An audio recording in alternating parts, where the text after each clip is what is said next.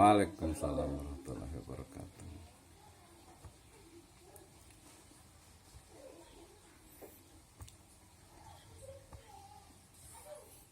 Baik, terima kasih. Ini langsung ya, izin ya. Langsung mulai atau ada moderatornya nih? Langsung berarti ya. Oke, yang kelihatan siapa nih? Ini ya nih, Ustadz Mustaqim, Ustadz Arif, Ustadz Henry juga nih ya, Masya Allah, barakallahu fikum. Ini luar biasa nih. Saya mulai izin ya. Suara saya terdengar dengan baik. Nanti suara saya kenceng kok, tenang aja. Boleh ya, bisa ya, suara saya terdengar jelas ya. Oke, sip. Iya, ini pakai tulisan ya. Baik, saya mulakan. Bismillahirrahmanirrahim. Assalamualaikum warahmatullahi wabarakatuh.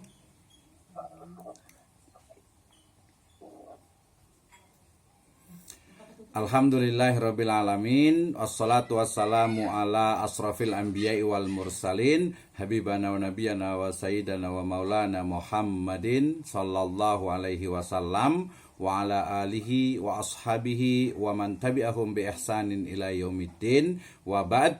Qala Allah Ta'ala fi kitabihil karim, a'udzu billahi minasyaitonir rajim. Bismillahirrahmanirrahim. Wa 'allama Adamal asma'a kullaha thumma 'aradahum 'alal malaikati faqala anbi'uni bi asma'i haula'i in kuntum shadiqin. Wa qala aidan syahidallahu annahu la ilaha illa huwa wal malaikatu wa ulul ilmi qa'iman bil qist. Wa qala Allahu azza wa jalla aidan yarfa'illahu alladhina amanu minkum walladhina utul ilma darajat. Wa qala Rasulullah sallallahu alaihi wasallam fi riwayatin rawahul Bukhari wa Abu Dawud wa aidan al-Muslim, kunu rabbaniyina khulama'a fuqaha'a ulama'a wa yuqalu rabbaniyul ladhi yurabbin nasa bisigharil ilmi qabla kibarih. Wa qala aidan Rasulullah sallallahu alaihi wasallam, innal ulama'u warasatul anbiya, innal anbiya'a lam yuwarisu dinaran wala dirhaman, innama warasul ilma, faman akhadha bihi faqad akhadha bihadzi wafir. Wa qala aidan man sanna fil islami sunnatan hasanatan fa umila biha ba'dah kutiba lahu mislu ajri man amila biha wala yanqusu min ujurihim syai'un. Amma ba'd, fa inna asdaqal hadits kitabullah wa khairal huda hudan nabiyyu sallallahu alaihi wasallam. Asyukrulillahi wahda alladzi an'ama alaina. Syukur kepada Allah Subhanahu wa taala yang telah memberikan kepada kita kenikmatan iman, Islam dan juga ihsan. Kemudian salawat dan salam sama-sama kita panjatkan kepada junjungan alam habibana wa nabiyana Muhammadin sallallahu alaihi wasallam, kepada seluruh ahlul baitnya, para sahabatnya, serta orang-orang yang senantiasa mengikuti jejak sunnahnya hingga akhir zaman. Pertama tentu saja kita bersyukur kepada Allah Subhanahu wa taala, kemudian salawat kepada Nabi sallallahu alaihi wasallam, Allahumma shalli wa sallim wa barik alaih, dan juga saya ucapkan terima kasih kepada seluruh sivitas akademika di Ma'had Al-Ali Riyadhus Shalihin, Jamiatu Riyadhus Shalihin ya. Terima kasih, dan juga yang sangat luar biasa sekali hari ini ya, saya lihat teman-teman dosen di tentu saja nanti insya Allah menjadi Sekolah Tinggi Agama Islam Riyadhus Shalihin ataupun juga Ma'had Ali.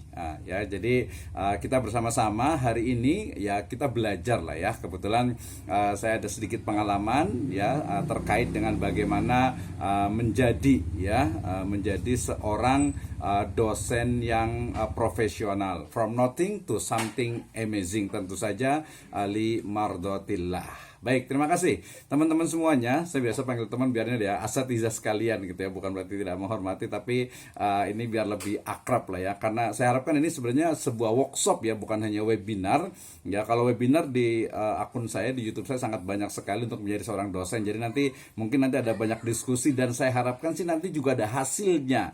Ya, hasilnya itu adalah diharapkan kalau di kampus itu nanti ada RPS ya, rencana program semester untuk mengajarnya. Baik, saya awali dengan firman Allah Subhanahu wa taala dalam surat Al-Baqarah ayat 31 mengingatkan kepada kita tentang bagaimana metodologi pembelajaran yang diajarkan oleh Allah Subhanahu wa taala kepada Nabi Adam alaihi salam. Ya, dimana salah satunya adalah dengan bagaimana proses pembelajaran itu ya tidak hanya nanti lecturing ya, tetapi juga ada munakosah ya, diskusi ya, brainstorming dan lain sebagainya. Kemudian di ayat surat Ali Imran ayat ke-18 juga kita diingatkan tentang bagaimana kedudukan ya dari ulul ilmi ya, yang mereka itu Masya Allah ya, bahwasanya disaksikan oleh Allah Subhanahu wa taala, kemudian para malaikatnya itu ya, bahwa ulul ilmi itu adalah memang orang-orang yang istimewa ya. Dan ini kita ingatkan kembali juga dengan firman Allah Subhanahu wa taala yang sering sekali kita sudah hafalkan, yaitu apa? Surat Al-Mujadilah ayat ke-11 ya. Allah Subhanahu wa taala berfirman, a'udzubillahi minasyaitonirrajim, yarfa'illahu alladhina amanu minkum walladzina utul ilma darajat ya. Kalau kita explore lebih dalam ayat ini, sejatinya bukan bicara hanya tentang sebuah kelulusan atau sebuah gelar. Ini mohon maaf, saya ada gelar namanya ini yang kemarin ini, bukan berarti, bukan hanya itu ya, itu tidak penting sekali gitu ya. Kenapa? Karena yang paling penting itu adalah penguasaan terhadap ilmu dan juga metodologinya ya.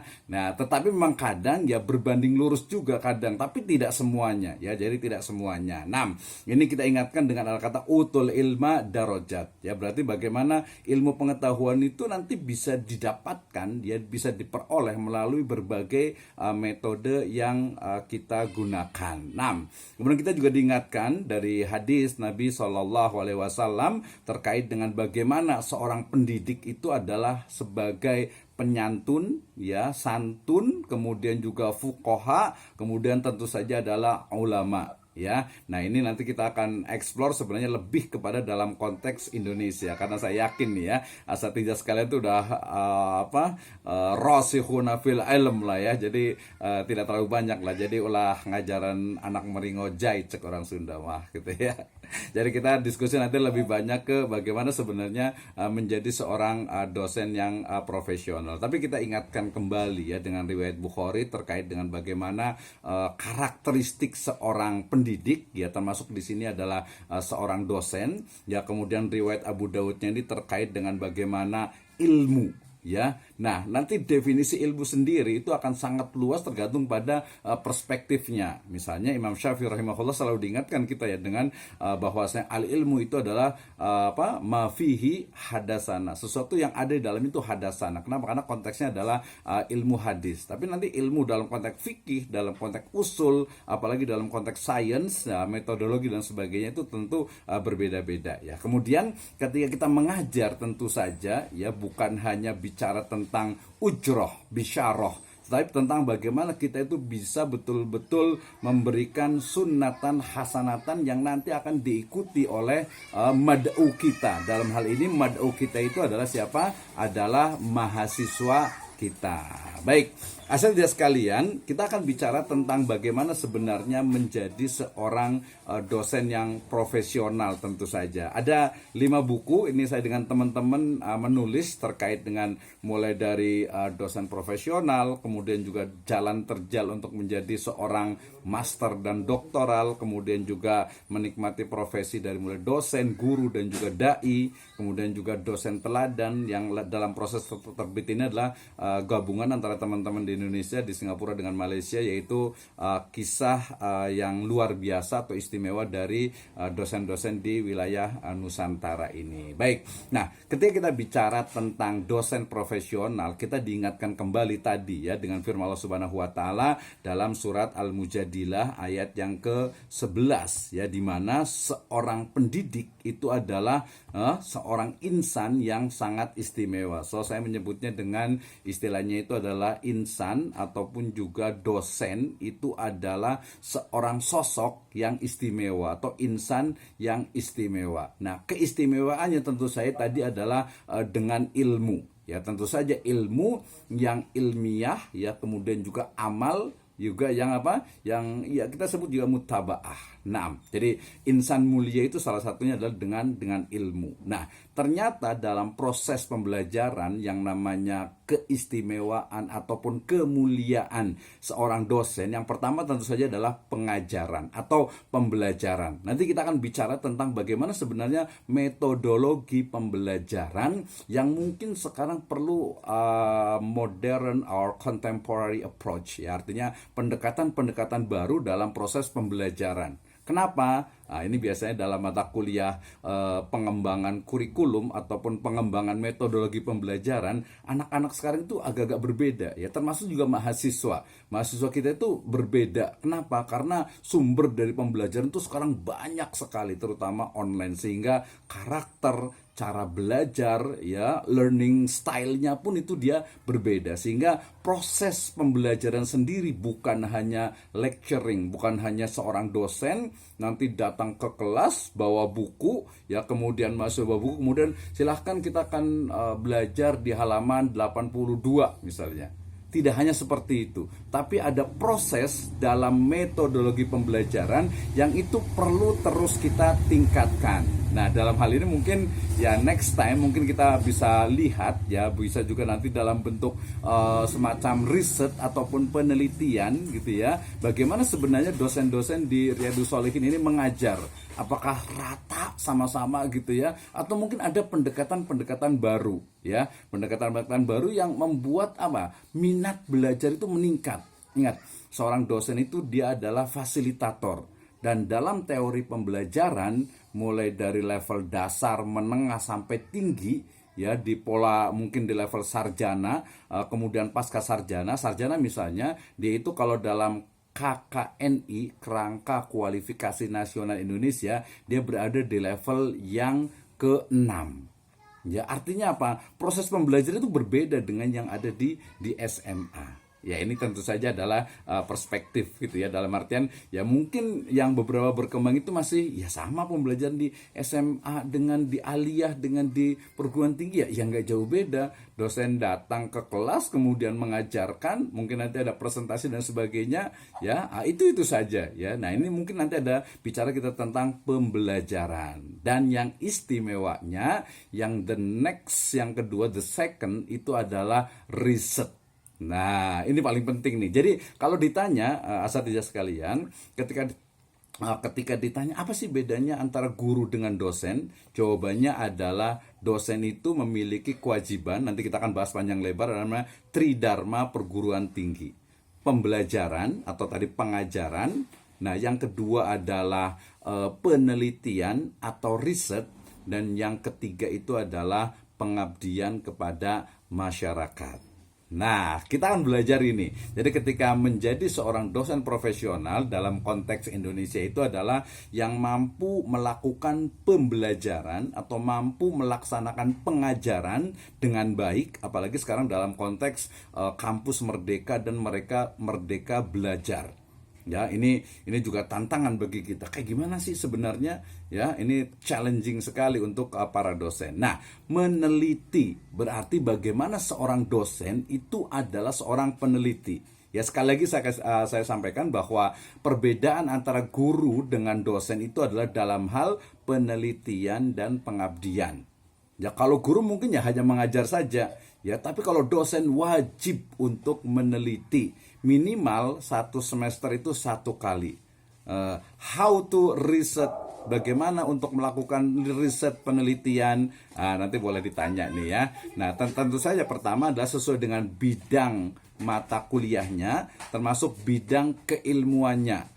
Ya, kebetulan ya saya sertifikasi dosen itu tahun 2010 ya, kebetulan lagi di bidangnya itu perbandingan madhab gitu ya, jadi madhabnya dibanding-bandingkan gitu ya. Ya memang itu di Ahwalus Syakhsiyah kebetulan gitu ya. Nah kemudian setelah meneliti, nanti kita akan bicara tentang bagaimana proses dalam meneliti ya. Ini kalau meneliti, ingat, kalau meneliti di levelnya dosen itu sama dengan tesis. Nah, ini yang ada tadi, ada siapa ya, ada Pak Ustaz Henry, kemudian juga yang lainnya gitu ya. Itu kalau sudah meneliti, berarti kalau dosen itu levelnya itu bukan hanya skripsi, bukan. Ya, misalnya peran pondok pesantren atau mungkin pengaruh X1 terhadap Y ya, atau mungkin juga kajian kontemporer tentang pendidikan agama Islam di misalnya surat Luqman. Bukan hanya itu, tapi ada metode penelitian, riset method, ada riset design, ada riset approach yang harus digunakan. Ya, nah yang berikutnya nanti adalah pengabdian. Ya, saya yakin nih kalau pesantren kan memang sudah mengabdi, tapi dalam konteks perguruan tinggi ya mengabdi itu banyak sekali, mulai dari KKM ya atau KKN, kuliah kerja mahasiswa. Ya, atau dulu kuliah kerja nyata gitu ya. Ini juga nanti harus dilakukan ke masyarakat ya. Kemudian nanti setiap dosen tadi harus melakukan pengabdian juga, minimal itu 1 semester 1 kali. Nah, kalau dulu pengabdian itu boleh khutbah Jumat, boleh ngisi kajian, ngisi pengajian, ngisi majelis taklim. Sebenarnya masih boleh gitu nanti, karena tergantung kepada rumpun ilmunya. Misalnya nih ya, for example, misalnya di Riyadhus Shalihin ini adalah pendidikan bahasa Arab PBA misalnya, gitu ya. Berarti ya fokusnya penelitian itu pada pengembangan dari pembelajaran bahasa Arab, gitu kan ya. Nah, itu terkait dengan pengabdian. Dan tentu saja yang paling penting kita itu adalah insya Allah menjadi warasatul anbiya, ya pewaris para nabi yang memang membawa ilmu. Ya, ilmunya itu memang karena mungkin kekurangan dari manusia itu sendiri, akhirnya sekarang itu ada spesialisasi. Makanya ada prodi ya, pendidikan bahasa Arab, ada pendidikan agama Islam, ada manajemen pendidikan, ada teknologi pendidikan dan seterusnya gitu ya. Banyak sekali. Dan bagaimana nih untuk menjadi dosen profesional? Oke, kita awali dengan pengertian dulu nih ya, karena istilah dosen ini dia sepertinya hanya ada di Indonesia, yang dia itu memang lanjutan ataupun serapan dari bahasa Belanda, yang artinya itu adalah apa? Adalah dosen. Jadi kayak apa ya? Sendok itu namanya itu dosen ya, satu dos gitu ya, itu dosen gitu ya. Jadi kita kalau kita bicara tentang dosen gitu ya, maka dosen itu ya dalam bahasa Indonesia itu berasal dari bahasa Belanda ya, yang artinya itu adalah apa? Adalah guru. Ya, nah ya, jadi dosen itu ya guru sebenarnya. Sama juga nih, ada salah paham di misalnya di Europe ya, di Eropa, di British misalnya, kalau profesor itu harus sudah tua, harus mungkin sudah lama mengajar, jabatan fungsionalnya dan lain sebagainya. Ternyata tidak, profesor sendiri ya itu adalah ya guru juga gitu ya, guru. Nah, ada menarik juga di Malaysia, di UIA ya, itu mereka seorang profesor itu biasa dipanggilnya juga guru ya. Jadi ini biasalah berkelindan gitu maknanya gitu ya. Jadi akhirnya kemudian yang muncul sekarang itu ya udah, berarti guru itu yang mengajar di sekolah rendah sampai menengah gitu, sampai SMA, aliyah gitu ya. Sementara dosen itu adalah guru yang mengajar di perguruan tinggi. Nah itu ya, jadi ya nggak apa-apa lah, beda-beda dikit, tapi intinya adalah mengajar ya. Tapi tadi ingat, dosen itu bukan hanya mengajar, tapi juga melakukan penelitian ya. Nah tadi bahwa dosen itu adalah berasal dari bahasa Arab, dosen yang artinya guru ya. Demikian juga apa, doser itu artinya ya mengajar gitu ya, artinya itu mengajar apa ya, mengajar mata kuliah yang memang dikuasai ya. Nah, ini ada beberapa bahasa Belanda tadi artinya guru, bahasa Latin docere artinya mengajar, bahasa Jerman juga dosen itu bermakna pemandu. Nah, sementara in English itu adalah lecturer, ya kalau di Malaysia, Singapura, Brunei itu pensyarah, artinya menjelaskan. Nah, sedangkan dalam Kamus Besar Bahasa Indonesia, ini sudah bisa kita akses secara online, adalah tenaga pengajar pada perguruan tinggi. Ini yang berlaku di Indonesia gitu ya. Jadi yang namanya dosen itu adalah guru atau pengajar yang ada atau yang mengajar di perguruan tinggi. Walaupun berita terbaru, kalau dulu dosen itu punya nomor induk dosen nasional NIDN ya, kemudian guru itu punya NUPTK ya, nomor unik ya, pendidik dan tenaga kependidikan. Sekarang itu karena nanti kita bicara tentang undang-undang dari sistem undang-undang guru dan dosen, itu jadi satu guru dan dosen. Akhirnya sekarang dosen-dosen itu termasuk saya juga kembali ke NUPTK ya. Ini biasalah kebijakan gitu ya. Nah, ini definisi tadi secara etimologi. Kemudian secara terminologi adalah pendidik profesional dan ilmuwan dengan tugas utama mentransformasikan, mengembangkan, menyebarluaskan ilmu pengetahuan, teknologi, dan seni melalui pendidikan, penelitian, dan pengabdian kepada masyarakat. Nah, jadi hari ini ilmu yang kita dapatkan itu adalah, kalau mau jadi dosen itu 3. Ini kayak saya ulang-ulang terus nih ya. Pertama adalah pengajaran, yang kedua adalah penelitian, yang ketiga adalah pengabdian kepada masyarakat. Ini di Undang-Undang Nomor 14 Tahun 2005 tentang guru dan dosen, pasal 1 poin kedua. Ya, ini namanya dosen. Jadi dia bukan hanya mengajar, ya, pendidik profesional dan ilmuwan. Ya, yang tugas utamanya itu mentransformasikan. Jadi bukan hanya mengajar. Ya, jadi kalau dosen itu hanya istilahnya itu tadi bawa buku atau bawa laptop, kemudian datang ke kelas, kemudian lecturing, khutbah, ceramah, menyampaikan, ya silakan aja sih, nggak apa-apa juga. Tapi itu bukan dosen yang sebenarnya, karena dosen profesional itu adalah dia nanti ada istilah yang terkait juga integrasi antara ya pengajaran, kemudian penelitian dan pengabdian pada masyarakat. Ini kalau kita cari-cari di Turos ataupun juga di literatur klasik Islam itu sebenarnya udah ditemukan.